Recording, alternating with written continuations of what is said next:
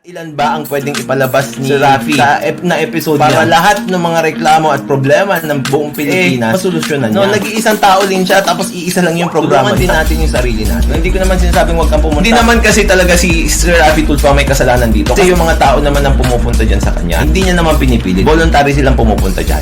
Dapat talagang ipatulfo ang government agencies or employees na hindi kumikita. Tama yan. Sa akin, okay yan. No? Bakit? Yung mga public service agencies na yan, mga servants na yan, sa tingin ko okay lang naman na ipatulfo sila para kalampagin. Wala namang problema. Alam mo, naniniwala din ako doon. Sa tingin ko, yung nabuso, puso ni Sir Rafi Tulfo para tumulong. Nakikita kasi nila na pag pinatulfo, matindi rin yung makukuha mo agad. Swift justice talaga. Di ba?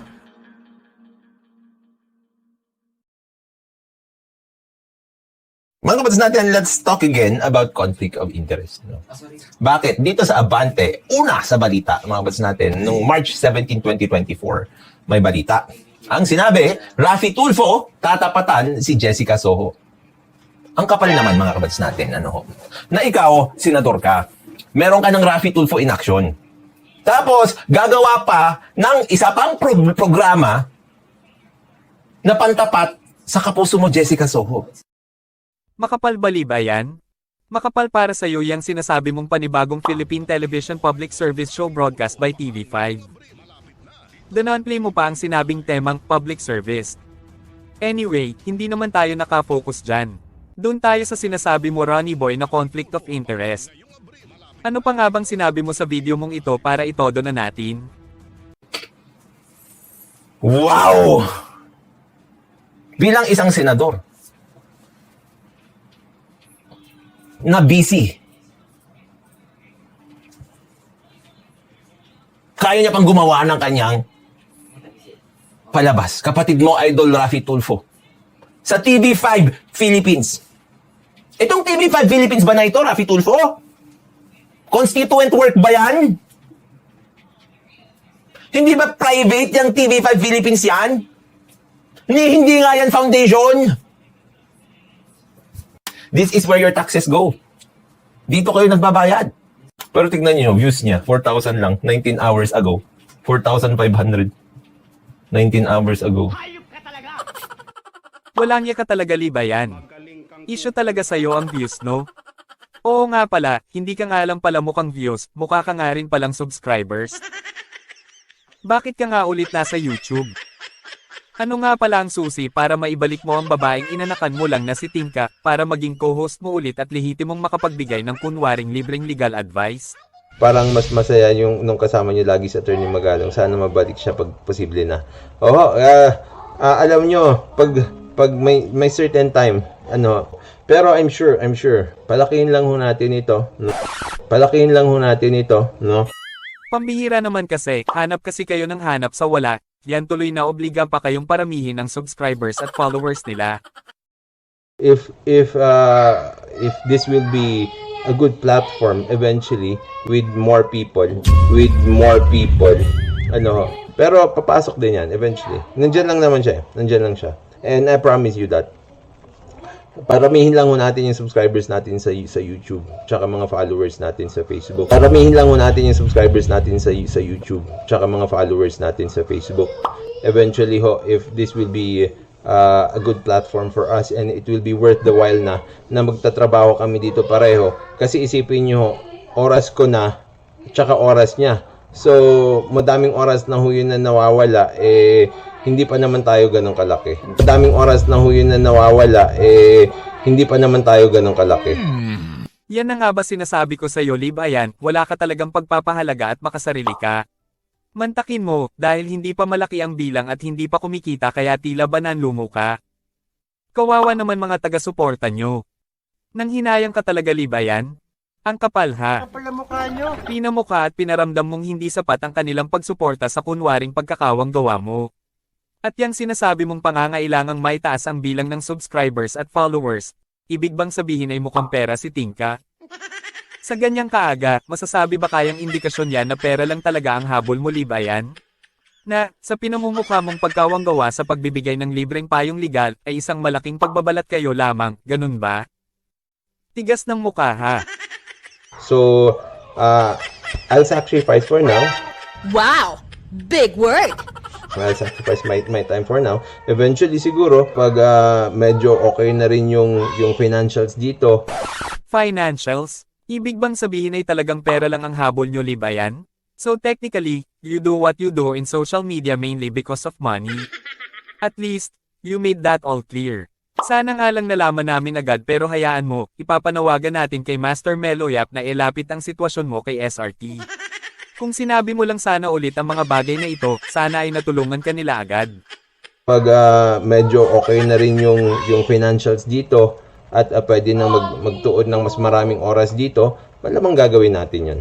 Kaya nga lagi ko hong hinihiling sa inyo na sana tulungan nyo ako mag-promote, tulungan nyo akong sabihin yung mga tao na meron tayong gantong advokasya dito sa batasnatin.com para eventually we can pull people together at saka dun sa mga people na mapupul natin kasali si Attorney Magalang dun. For sure, hindi ho tayo iniiwan dun. Pero kailangan lang kasi alam nyo, we have to earn money.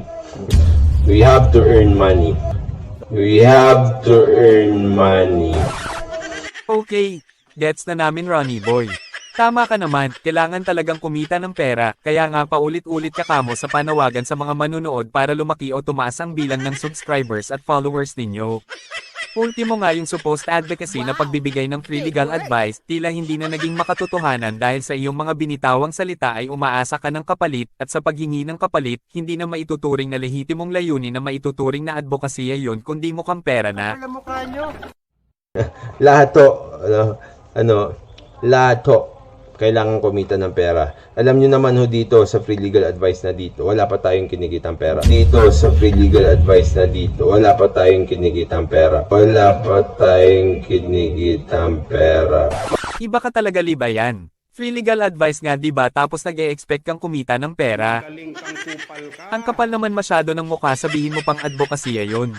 Siguro nga'y nagkaroon talaga kayo ng totoong layunin noong una, ngunit sa kasamaang palad ay ikaw na rin mismo ang nagpakita ng iyong tunay na kulay, kung saan nga ay maaaring tignan sa anggulong ginamit lamang ang kunwaring advocacy bilang isang front o panimula upang makaakit ng tiwala ng publiko at palagwin ang inyong platform habang kinukubli ang pagiging mukhang pera. Now look at what you have become, you're already a pathetic monster for Christ's sake. Kailangan kumita ng pera. Alam niyo naman ho dito sa free legal advice na dito, wala pa tayong kinikitang pera. Pag lumaki-laki siguro tayo, pwede tayong bayaran ng YouTube. I hope it's in the near future, Pero tulad nga ng sinabi ko, someone has to make money. Diba? Sana maintindihan nyo. Ang evolution ng channel mo, Libayan, ay tila isang halimbawa ng kung paano ang supposed to be o masasabing huwad na advokasya ay maaring maging negosyo, ngunit ang paraan kung paano nyo pinatupad ito ay nagiging kritikal. Sa halip na manatili sa purported na orihinal na layunin ng pagtulong at pagtuturo di umano na may kaugnayan sa batas, nagmumukhang ginagamit ang so-called advokasya bilang front upang makakuha ng kita at impluensya na nauwi sa pagbalat kayo at kawalang sinseridad. Ang mga ganitong aksyon ay nagpapakita ng kawalan ng tunay na malasakit at higit na interes sa sariling kapakanan kaysa sa kapakanan ng iba. Ang masama kasi doon, sa evolution, hindi mo na nga tinupad ang sinasabing advokasya ay kalimitang mali pa ang mga naibabahagi mo kaugnay ng batas. Huwag natin kalimutan, Ronnie Boy, may mga claims ka ring mga pinagsasabi upang mapaniwala at makuha ang loob ng mga tao kahit na alam mong walang katotohanan ang mga yon. Bilang karagdagan pa, nangako kang babalik si Tingka Este Cristina Magalong kapag lumago ang channel nyo at kumita. Alam naman nating malaki na ang kinikita mo sa social media, ibig bang sabihin ay hindi pa sapat para kay Tingka Este Cristina ang kinikita mo kaya hindi pa rin siya bumabalik sa tandem nyo sa pagbibigay kunwari ng free legal advice, ganun ba yon? Kaya ba hindi mo pa rin natupad ang pangakong pagbabalik niya dahil hindi pa siya nakukontento sa perang tinatamasa ninyo? Tanong lang ha, tutal sa'yo nagmula yan. Pero huwag kang mag-alala, mananawagan tayo kay Master Meloyap para mailapit ka ng tulong pinansyal kay SRT para hindi ka na nagsasakripisyo at nagtitiis.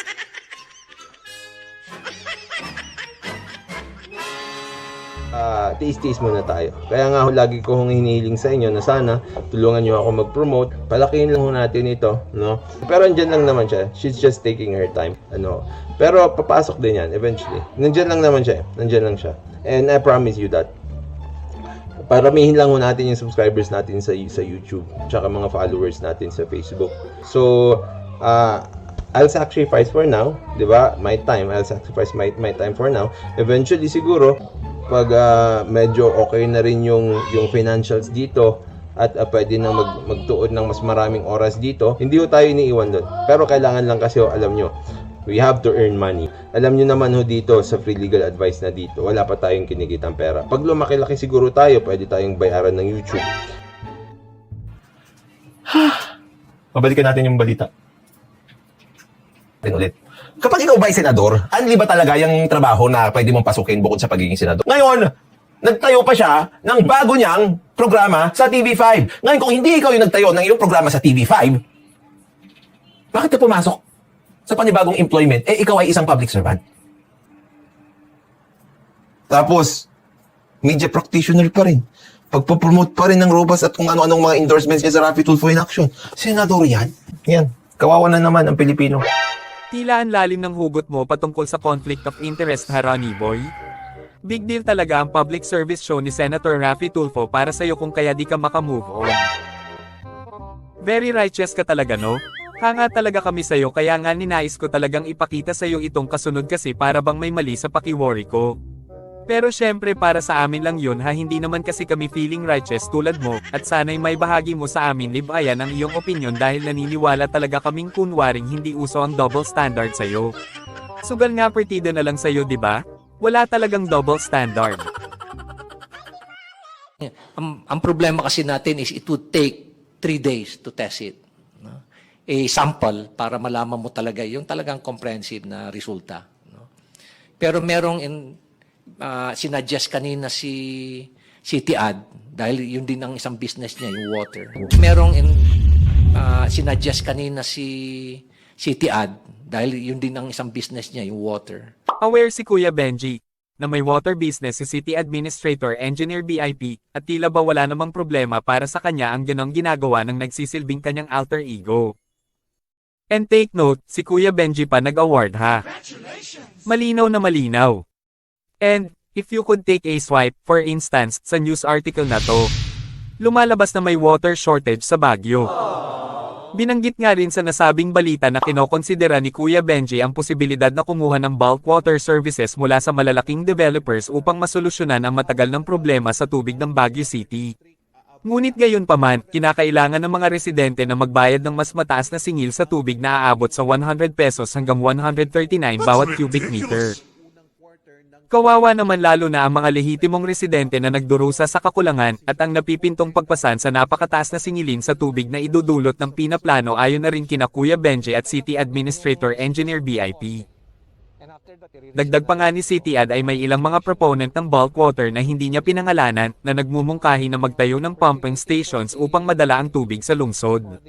Inulit nga nito na ang mga consumer ang magbabayad sa gastos ng pumping ng tubig. Wait, what? Kawawa talaga. Ang masaklap pa nito, ayon na nga rin sa ulat, isang opisyal ng Baguio Water District na tumangging magbigay ng pangalan, ang nagsabi na may mas maraming supply ng tubig ngayon dahil sa bagong mga dinevelop na pinagkukunan. Hindi ba't katakataka? Sino kaya ang nag-develop noon? At bakit tila hindi ito hayagang ibinabahagi ng LGU? Kuya Benji, ba't naman ganon?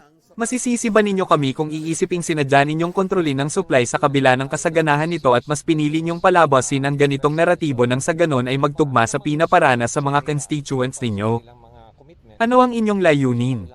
Mayroon ba kayong partikular na proyekto or perceived solution tulad ng bulk water services na may mas mataas na gastusin para sa mga residente na nais gawin?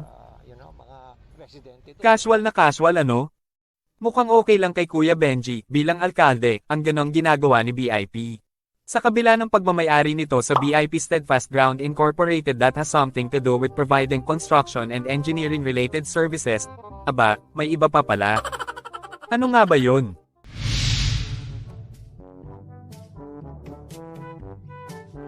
Oh, kayo na baalang mag-isip, basta ayokong mag-comment. Kung anong nakita nyo, yun na yun. Saka na natin i-expound pa ang lawak ng businesses ni City Administrator Engineer BIP. Bagamat nauunawaan nating mahalagang masuri ito kaugnay ng potensyal na conflict of interest at posibilidad na etikal o legal na paglabag, higit lalo na kung nakinabang ang kanyang mga negosyo sa posisyon nito o di kaya ay may direktang transaksyon sa gobyerno. Dagdag pa nga riyan, nauunawaan natin ang pagkabahala kaugnay sa pananagutan ni Kuya Benji bilang alkalde ng nasabing lungsod kung mayroon man. Si Engineer Bonifacio I. de la Peña ay isang appointed public official as Baguio City Administrator Na busy. Kaya niya pang gumawa ng kanyang constituent work ba yan? na ating pinasasahod. This is where your taxes go. Dito kayo nagbabayad. Tignan nyo. Constituent work ba yan? This is where your taxes go. Dito kayo nagbabayad. In addition to that, minabuti maipakita ito. Lumalabas na binigyang pagkilala ang mga natatanging personalidad na lumahok sa sinasabing cleanup operation sa Maharlika Livelihood Complex. Matatanda ang nagkaroon ng sunog sa naturang gusali kalagitnaan ng taong ito. Isa sa matatagal at matitibay na gusali yan na, at the same time, nagiging lungga ng ilegal na operasyon ng Pasugalon kung saan nga ay may naipaulat na raid pa dyan noon. So yun na nga, nagkaroon ng cleanup operation. Base sa nakasaad, isa sa kinilalayang VIP Steadfast Ground tapos sa litrato makikita nating may hawak-hawak na parabang certificate yata yun si City Administrator Engineer BIP. So sino o ano kaya ang nire-representa ni City Ad? Sa kabilang banda, narito, kayo na ang magbasa. Sa ilang mga komento, hindi naman talaga maiwasang mapaisip. Sabi nga, yung engineer na may-ari ng kumpanya ang nag-test at siya ring nag-approve. Baka wala namang conflict of interest talaga kasi nakasaad nga na libre namang ginawa. This is where your taxes go. Dito kayo nagbabayad. Total, yes, sige, Sir Bonnie. Migs, mabalik ako doon sa 120 million na sinasabi mo, no? Okay, 50 million yun. Yung another 50, itong BIP, hindi ko kumpanya yun, ha? Company ko, BIP rin, eh. Ayun, mabuti naman at kay Baguio City Administrator Engineer Bonifacio I. de la Peña na mismo nagmula na may kumpanya siyang BIP. Si Engineer BIP po, by the way, ay ang owner and chief executive officer specifically ng BIP Steadfast Ground Incorporated at ito ay accredited ng Baguio City Engineering Office. Kung saan, bago pa man may talagang city administrator na nagsisilbing alter ego ng alkalde na si Kuya Benji, marami na ring mga proyekto o mga kontratang nai-award sa kumpanya nito within Baguio City at maging sa iba pang mga lalawigan batay na rin sa ilang mga dokumentong ating nakalap mula sa DPWH. Sa tanong kung may mga proyekto pa nga bang ginawa sa nasabing lungsod ang BIPSGI matapos na may talaga si Engineer BIP bilang Baguio City Administrator, ang masasabi ko lang ay, o ayan ha, magkasama sila sa briefing na yan. Nandito yung ating City Mayor, si Mayor Benji. No? Mayor, in-explain ko lang kung ano nangyari doon sa 50 million sa Convergence Center. No? Okay. Okay. By the way, we'd like to acknowledge the presence of our beloved Mayor here. No? Okay, so everybody knows that there are two projects. Nagka-problema lang yung sa COA natin. Okay. So before yung follow-up, of course, we have Honorable Mayor Benjamin Magalong. Siyempre, pabatiin po muna natin ating abutiing Mayor. Mayor, magandang hapon po. Good afternoon, Migs. Good afternoon sa lahat. Jessa, good afternoon. Masasabi pa rin bang hindi aware si Kuya Benji tungkol sa kanyang kumpanya at take note, accredited ng City Engineering Office yun ha? Pakibahagi mo nga sa amin libayan kung ano ang masasabi mo rito hanggat may attorney pang nakakabit sa pangalan mo kahit bago ka man lang madisbar. Ganyan lang muna kababaw baka kasi umatungal ka na naman dyan tulad dati sa tuwing nako-corner ka. So, ano nga ulit yung sinasabi mo libayan? Mga kapatid natin, let's talk again about conflict of interest. No problem Ronnie boy, no problem. Conflict of interest lang pala, take it away. O paano, sa susunod na tayong pumunta kay Kuya Benji, bigyan din muna natin ng pagkakataong maglinis ng kalat at magpakitang gilas pa para ma-justify naman ang pag-advocate sa good governance na sa tinagal-tagal na pinaglalaban niya raw yun. Ayon sa kasamaang palad ay never pang nagkamit ng seal of good local governance, kawawa naman. Shoutout nga po pala sa dating alkalde, Mayor Attorney Dom Ogen sa matagumpay na pagkamit sa Seal of Good Local Governance sa panahon ng kanyang panunungkulan. Dito na muna tayo sa pagiging local chief executive ni Kuya Benji at sana'y maipaliwanag sa atin kung meron nga ba o walang conflict of interest sa mga involvement ni City Administrator Engineer BIP. Uulitin ko na kay City Ad pa lang ang usaping conflict of interest ha, wala pa tayo kay Kuya Benji na dapat ay nag-o-oversee sa mga ganitong sitwasyon at tinitiyak na maayos ang lahat. Na, sa kabila ng nalalaman ni Kuya Benji ay hinayaan niya lang at wala siyang ginawa. This is where your taxes Kaya sa go. ating mga kababayan sa Baguio, Dito magsarang kayo mabuti, nagbabayad. makialam at maniguro.